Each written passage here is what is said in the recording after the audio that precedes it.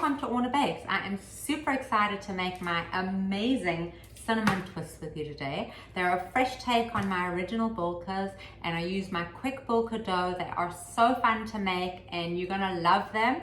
Let's get started. To the bowl of your stand mixer, add half cup 113 grams unsalted butter, melted and cooled, third of a cup 63 grams of sugar, 1 teaspoon of salt, 2 large eggs at room temperature lightly beaten with a fork, 3/4 of a cup 183 grams of whole milk, lukewarm, 3½ cups 420 grams unbleached bread flour or unbleached all-purpose flour, 2 teaspoons instant yeast. Once we have this mixed into a shaggy dough, let it rest. It allows the flour to absorb all the moisture, and that'll make it easier for you to knead, and you won't have to add as much flour overall. Mix with a paddle attachment on low speed until well combined. Scrape the paddle and the bowl. Switch to the dough hook and knead for about 10 minutes. Add 1 tablespoon of extra flour, a little bit at a time, until the dough starts to pull away from the side. After 5 minutes, turn the dough over. The dough should be tacky but not sticky. I like to finish the dough by hand for a couple minutes. So scrape it out onto a lightly floured counter, and then we're going to feel how the dough feels. If it's sticky, use a bench scraper to help you scrape it up. This dough is a little unruly today, and the dough depends on the humidity in your house, the yeast, the temperature of the dough. So remember, you are the boss of the dough. The dough is not the boss of you. The way to tell if your dough has been kneaded enough is the WINDOWPANE test. I used to be intimidated by this test, but it is so easy to do. Break off a piece of your dough, try to stretch it apart, and if it tears, then it is not ready. So we're going to knead it a little bit more. This dough should be soft, silky, supple. When I stretch it, it doesn't tear. You can see light through it. Form it into a ball. Spray a large bowl with neutral cooking spray. Place your beautiful dough in the bowl. Flatten it so that you can see when it's doubled in size. Spray the top lightly. Cover it. Set this aside for 30 to 60 minutes in a warmish spot and let it just start to rise. It's been 30 minutes and I can see that my dough is nice and puffy, not double in size, but it's just puffed up a bit. And so I'm going to stick it in the refrigerator for at least 2 hours or up to 24. The longer the better, because you want to develop flavor, and also cold dough is much easier to work with than warm dough. For the filling, stir 1/3 of a cup 76 grams of very soft room temperature unsalted butter, 1/2 cup or 100 grams of sugar, 2 tablespoons ground cinnamon, 2 tablespoons of flour, pinch of salt. Stir vigorously to form a smooth paste. Cover it and set it aside. For the simple syrup, bring 1/4 of a cup 50 grams of sugar and 1/4 of a cup 60 grams of water to a boil over medium heat, stirring to dissolve the sugar. Simmer for 2 to 3 minutes, then remove from the heat and cool completely. Simple syrup will be thicker than water, but it won't be thick like maple syrup. It's been 2.5 hours and our dough is nice and chill and double in size. Turn your dough out onto a lightly floured counter with the smooth side down. Pat it into a rectangle. You're degassing it and also getting it into that rectangle shape right at the beginning, which will make it easier to roll into a rectangle. You can pull out on the corners a little bit to help you. Roll your dough into a rectangle about 18 inches wide, which is 45 centimeters, and about 14 inches tall, which is 35 centimeters. Don't go crazy with the measurements. You basically want it to be 1/4 of an inch or so thick, which is 1/2 centimeter, and you want to get it into a rectangle shape. If your corners are disappearing, then just gently tug out on them and constantly lift up the dough. Make sure it's not sticking. Add a little bit more flour.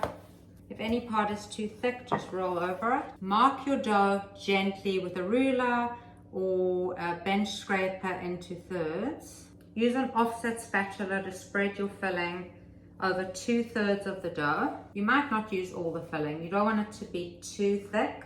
Fold the right third of the dough over. Just do that with confidence. And then the left third over the middle. Perfect. Pat it a little, rotate the dough. Roll your dough into a rectangle about 18 inches or 45 centimeters wide and about 12 inches or 30 centimeters tall. You don't even have to measure it. Just roll it into a nice big rectangle. Make sure your strips are about 12 inches or 30 centimeters tall so that you can make nice long strips. Use a pastry or pizza cutter, or you can use a bench scraper, or you can use a sharp knife, but make sure to slide a cutting board under your dough. You don't want to cut directly on your counter. I have a dough mat, but I'm gonna not cut my mat. Trim the ends so they're nice and even. I like to use a ruler, but you don't have to.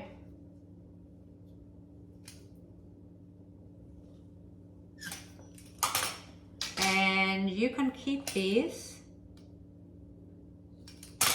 in case you get stuck with a piece at the end that's not big enough. You could always use these. Cut 16 strips about 1 inch or just under 3 centimeters wide. This yardstick just happens to be that exact width.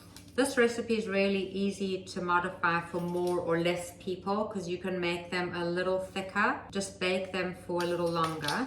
For my last one, it's not quite thick enough. I'm just going to use my offcuts. Here's how to make my Bulka twists. Take your piece of dough, twist, pulling gently to keep it lengthened. Hold it between your 3 fingers and your thumb and wind the dough around your fingers, keeping that twist. That's the key, is keeping the twist.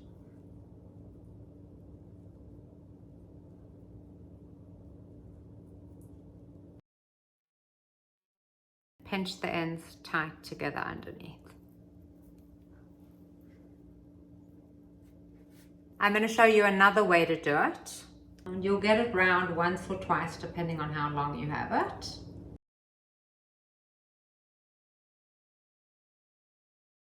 To remove your fingers and tuck that end up in the middle. Make sure to pinch the ends together underneath really well, or they could come apart. Place 7 to 8 twists on each baking sheet at least 2 inches apart. Cover your buns loosely with plastic wrap so they have room to grow, but also sealing the edges so that they don't dry out.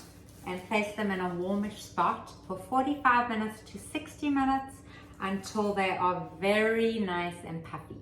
The buns all over with egg wash, which is 1 egg mixed with 2 teaspoons of water, a pinch of salt, and a pinch of sugar. Instead of simple syrup, you could just brush the buns with egg wash and then sprinkle with sugar, like we do for our apple twists. Bake in a preheated oven of 375 Fahrenheit or 190 Celsius. Bake them for 14 to 16 minutes until golden brown and not squishy. I rotated the pan after 10 minutes for even browning. And then place them on a cooling rack to cool and brush them with simple syrup to keep them nice and moist. These are cooled for long enough and I can't wait another second, so let's dig in.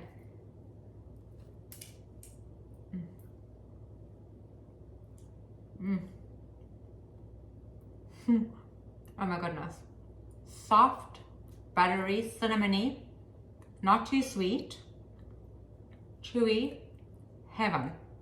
You have to make them, guys. You'll find this recipe and all my recipes on OrnaBakes.com. The link is down below. Please like, subscribe, share this recipe with all your friends. Thanks for watching.